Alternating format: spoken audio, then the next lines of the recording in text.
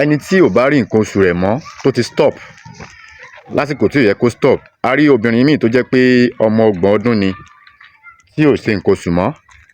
Tẹ́ bá ti wá rí pé a ṣe nǹkan oṣù mọ́ fún àwa obìnrin, kò yẹ pé àti wọ menopause ṣùgbọ́n a rí nǹkan oṣù mọ́. Ewé ẹ̀gún ọ̀run yìí ni bá mi já, ẹja kó pọ̀, òun náà lẹ́ ń wò yìí, ewé ilẹ̀ ń wò yìí. Ewé ẹ̀gún ọ̀run, ẹja kó pọ̀, ẹ kó sínú pot, ẹ bá mi wá omi ọsàn wẹ́wẹ́ tá mọ̀ sí omi òrombó. Omi òrombó yìí la fi ṣe àgbo yìí. Omi ọsàn wẹ́wẹ́ tá mọ̀ sí òrombó, òun la fi ṣe àgbo yìí. Ẹ jẹ́ kí a sè kó jiná dáadáa. Tó bá ti wá jiná, bá mi wá kànbílálà níwọ̀nba díẹ̀. Kànbílálà díẹ̀ níwọ̀nba. Ẹ ju kànbílálà díẹ̀ sí i.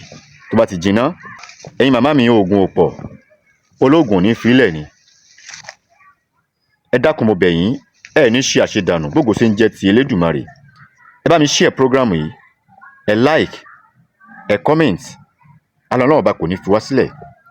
Báwo la ṣe máa mu àgbo yìí?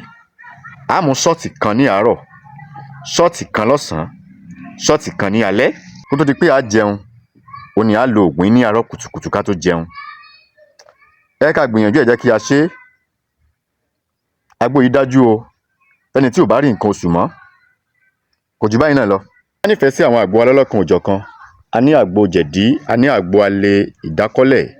Ẹ lè fẹ́ pè mí, nọ́mbà tí ẹ máa pè mí sí ní 08039336675. Orúkọ mi yí padà, mi ọmọ yín àbúrò yín olólùfẹ́ yín. Orúkọ mi ni Dr. Aviz Abolade ọmọ Aramide.